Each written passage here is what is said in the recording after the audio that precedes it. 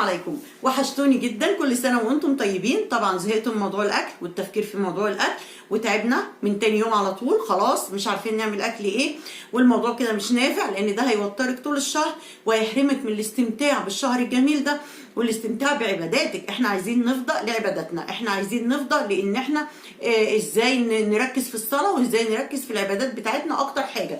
فموضوع الاكل ده لازم نعمل له جدول، وجدولك معروف الاسبوع كامل ايه، هترتاحي جدا جدا طول الاسبوع، والموضوع هيبقى بالنسبه لك سهل وشاريه دماغك وصحي عارفه هتعملي ايه ومجهزه الحاجه بتاعت تاني يوم من قبلها. طيب هنعمل ايه؟ احنا هنجيب ورقه وقلم وهنكتب من اول السبت للجمعه. النهارده اهو بادئه معاكم من النهارده، من السبت للجمعه هنعمل اكل ايه ونظبط كده مع بعض.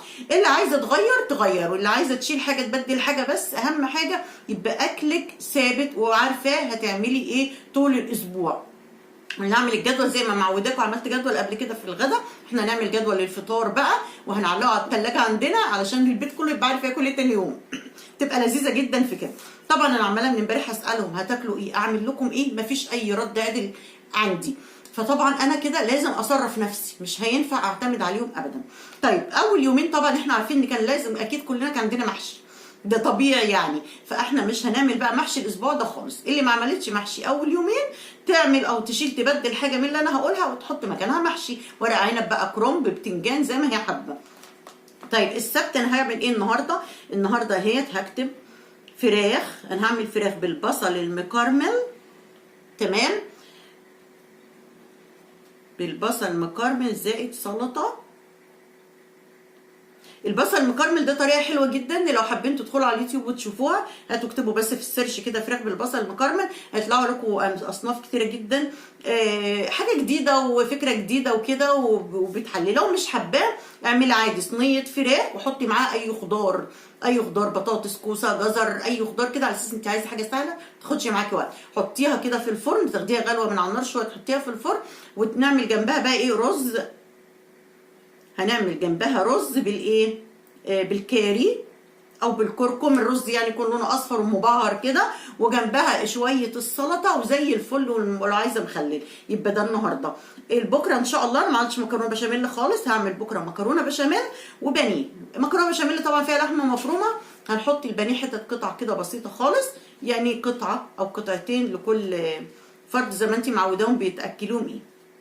يوم الاثنين طب احنا لازم يا جماعه واحنا بنعمل جدول الاكل لازم يبقى فيه تناسق في الاكل بتاعك، يعني يوم الاكل تقيل، يوم خفيف، يوم في لحمه، يوم في فراخ، يعني نظبط ان احنا نعمل الايه تناسق. وانت بتعملي مش كتابه وخلاص، او لا انت عماله بتفكري في تناسق الاكل بتاعك. يعني النهارده فراخ رز، يبقى بكره يفضل يبقى فيه مكرونه، تمام، مكرونه بشاميل اللي هو الحد. يوم الاثنين ان شاء الله نعمل نوع خضار بقى، خضار كده ورز، شويه رز بشعريه وخضار وقطعه اللحمه كده زي الفل.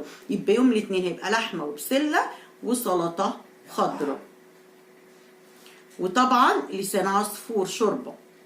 يوم الثلاث هنعمل ايه بقى؟ الثلاث نعم انا عن نفسي الثلاث هعمل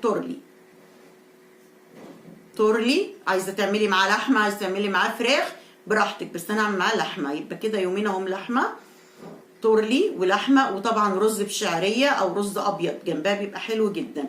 طيب الاربع هعمل ايه بقى؟ كده احنا خدنا يومين خضار ورا بعض، يوم بسله ويوم تورلي. من التورلي ده اكله جميله جدا جدا جدا، بس هم بيعتبروها خضار، يقول لك انت ماكلانا رز وخضار، عايزين حاجه مختلفه. هنيجي الاربع بقى نعمل كبسه باللحمه، كبسه بالفراخ، كبسه بالفراخ، وجنبها طبعا سلطه الزبادي دي اهم حاجه، وسلطه الطحينه عشان اللي مش بيحب سلطه الزبادي، وتوميه. عملت لكم هنا على القناه طريقه التوميه، طريقه جميله جدا مش مكلفه خالص خالص خالص، ونفس بتاعه المطاعم بالظبط. اللي عايز يشوفها شوفها هنا على القناه مكتوبه توميه المطاعم، شوفي في الفيديوهات. بصي هتدعوا لي عليها والله، حلوه قوي قوي قوي قوي يعني. طب يبقى الاربع كده عملت كبسه بالفراخ وسلطه الزبادي وتوميه، ماشي. يبقى احنا كده ايه، ادي كبسه وفراخ. نغير بقى، نكسر الكبسه، نعمل بقى الخميس عندي ارنب صغنطوط كده في الثلاجه، كان جاي لي هديه حبيبتي اكيد اللي جايبه لي دي بتتفرج عليها دلوقتي تحرمش منك ومن هداياك الجميله دي ابدا ابدا ابدا.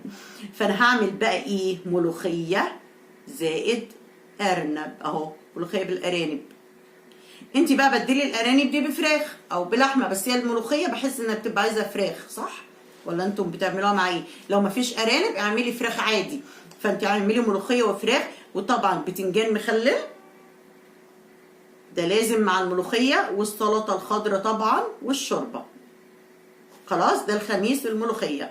هاجي على الجمعه بقى هعمل لهم حاجه بقى كده ايه، روشه شويه، لان كده ملوخيه خلاص ورز، او رز طبعا مع الملوخيه، رز ابيض لازم، وعيش كمان بيغمسوا بعيش. يوم الجمعه هنعمل ايه بقى؟ يوم الجمعه هعمل لهم ستريبس.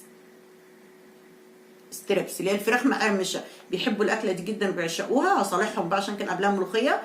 فايه ستريبس. ستريبس ده بقى هيعملوا ايه، بعمله ازاي؟ بجيب قطع البانيه التخينه مش متقطع شرايح، بجيب البانيه كده قطعه الصدر كده سليمه، او انت لو بتعملي فراخ في البيت وتخليها قطعه سليمه بتقطعها شرايح. وفي 100,000 طريقه على اليوتيوب بقى، انا عندي طريقه انا بعملها بالدقيق وبالنشا خطيره خطيره خطيره. بعمل لهم جنبها بقى سلطه كول سلو، هنعمل سلطه كول سلو جنبها، وبطاطس محمره طبعا، وهيبقى فيه اللهم صل على النبي، بنعمل معاها ايه تاني؟ الستريبس والكولسلو والبطاطس المحمره، وبيبسي طبعا هنجيبه بيبسي ده لازم، وعيش فينو. اليوم ده ما بعملش رز خالص، عيش فينو، بيحبوا ياكلوا الاكله دي بالعيش. او لو حابين بعمل رز اصفر جنبها، الرز بتاع كنتاكي ده كده بعمله برضو، بجيب الطريقه من على اليوتيوب، مليانه اليوتيوب طرق. فانت لو عندك اطفال صغيرين لازم هتعملي رز مع الستريبس ده هيشبعهم اكتر. انا عندي عشان كبار بيفضلوا ان هي الاكله دي كلها تبقى بالعيش، ويبقى غيرنا يوم، ويبقى كده الاسبوع خلص والحمد لله. عقبال الاسبوع التاني ان شاء الله هنعمله مع بعض يوم الجمعه، يعني يوم الجمعه هناكل الستريبس، وبالليل اعمل لكم جدول الاسبوع اللي بعده، ندخل فيه محشي، ندخل فيه بقى جلاش، ندخل فيه حاجات ايه مختلفه شويه. فده اكل الاسبوع اهو، هقوله لكم سريع عشان لو عايز تسجلي ورايا. السبت اللي هو النهارده فراخ في الفرن بالبصل المكرمل او بالخضار، ومعاها رز ومعاها سلطه. الحد هيبقى مكرونه بشاميل وبانيه وسلطه خضراء. الاثنين لحمه وبسله وسلطه ولسان عصفور. الثلاث تورلي باللحمه، او لو انتم مش لكم في التورلي ممكن تعملوا صينيه بطاطس.